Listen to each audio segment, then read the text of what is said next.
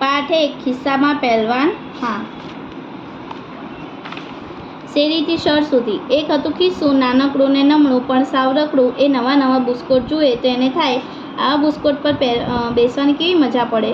એ દોડીને બુસ્કોટ પાસે જાય અને બુસ્કોટ એને જોઈને મોઢું બગાડે ને કે, ખસ આગું ખસ, ભાગ અહીંથી.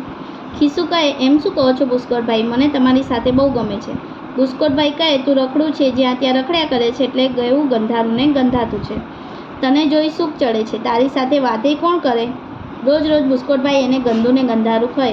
તેથી એક દિવસ ખિસ્સું રડી પડ્યું. એની આંખમાંથી સફરજન જેવડા આંસુના ટીપા પડવા માંડ્યા. ટપ ટપ ટપ ટપ.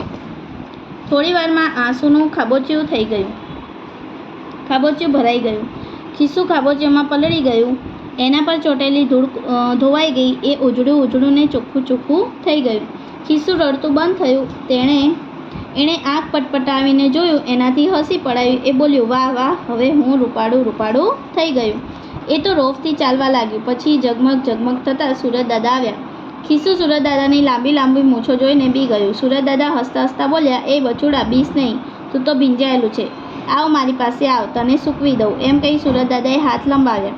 ખિસ્સું ટપકું દઈને સુરતદાદાના ખોળામાં બેસી ગયું. સુરતદાદાએ ખિસ્સાની ઉપર વાલથી હાથ ફેરવ્યો.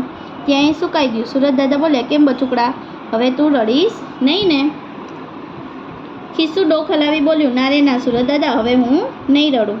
એમ કહી હસતા હસતા બોલ્યું, સુરતદાદા, હવે હું ફાઇન લાગુ છું ને? નહીં.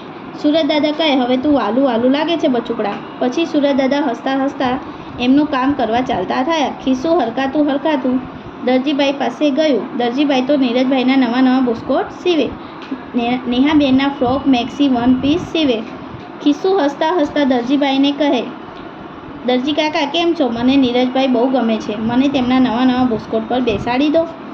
દરજીભાઈએ ખિસ્સા સામે જોયું. બોલ્યા, અરે એ શું છે, નીરજભાઈના બુસ્કોટ પર તો હું નવું ને સરસ ખિસ્સું ચોંટાડવાનો છું. તું કરચલીવાળું છે, મારે તારું કામ નથી, ભાગ અહીંથી. દરજીભાઈએ ખિસ્સાની દુકાનમાંથી હાંકી કાઢ્યું. ખિસ્સું રડી પડ્યું. રડતા રડતા ચાલ્યું. રસ્તામાં ધોબીની દુકાન આવી. ધોબીભાઈ દુકાનમાં નિરાંતે સૂતા હતા. રડવાનો અવાજ સાંભળી તે જાગી ગયા. જુઓ તો ખિસ્સું ઊભું રડે છે. તેના આંસુથી તો ધોબીબાઈના કપડાં ભીના થઈ ગયા હતા. ધોબીબાઈ તો ખિસ્સાની ઉપર ખીજાઈ ગયા. બોલ્યા, બચોડિયા, ભાગ અહીંથી, મારા કપડાં બગાડી નાખ્યા. આટલું બધું રડે છે કેમ? તને કોણ વઢ્યું છે? ખિસ્સું રડતા રડતા બોલ્યું, મને કરચલી પડી છે ને એટલે દરજી કાકા નીરજભાઈના બુસ્કોટ પર ચોડતા નથી, એટલે મને રડવું આવે છે. ધોબીબાઈ કહે, એમ વાત છે, અહીં આવ, તારી કરચલી ચપટી વગાડતા છું કરી દઉં. ધોબીબાઈએ ઇસ્ત્રી ગરમ કરીને ખિસ્સા માથે મૂકી. ખિસ્સું એવું દાઝ્યું કે એનાથી ચીસ પડાઈ ગઈ. ધોબીબાઈ કહે, ચૂપ. ધોબીબાઈએ જોર જોરથી ઇસ્ત્રી ફેરવા માંડી. થોડી વારમાં ખિસ્સાની બધી કરચલીઓ ગુમ.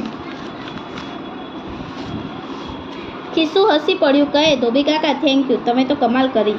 હું તો એકદમ કડક ને ફાફડું થઈ ગયું. ધોબીબાઈને આવજો કહી ખિસ્સું દરજીભાઈની દુકાને ગયું. દરજીભાઈને કહે, જુઓ, હવે તો હું એકદમ નવું નક્કોર થઈ ગયું છું. મને નીરજભાઈના બુસ્કેટ પર ચોંટાડશો ને? દરજીભાઈ કરે, અરે વાહ, ખરેખર તું તો સરસ લાગે છે. ચાલ બેસી જા નીરજભાઈના બુસ્કોટ પર.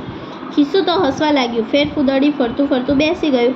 તેને નીરજભાઈના બુસ્કોટ પર બેસવાની મજા પડી ગઈ. દરજીભાઈએ સંચો ચલાવ્યો. ભર ને ખિસ્સું નીરજભાઈના બુસ્કોટ પર ચોંટી ગયું. સાંજે નીરજભાઈ બુસ્કોટ લેવા માટે આવ્યા. એ પોતાનો નવો બુસ્કોટ જોઈ રાજી થઈ ગયા. બચુકડા ખિસ્સા પર હાથ ફેરવીને બોલ્યા, અરે વાહ, કેવું મજાનું ખિસ્સું છે, મને બહુ ગમ્યું. ખિસ્સું હસી પડ્યું. સુરજભાઈના નવો બુસ્કોટ પહેરી બાલ મંદિરે જાય તો તેની સાથે બચુકડું ખિસ્સુય બાલ મંદિરે જાય. નીરજભાઈ રમવા જાય તો ખિસ્સુય રમવા જાય. નીરજભાઈ સૂઈ જાય તો ખિસ્સુય સૂઈ જાય.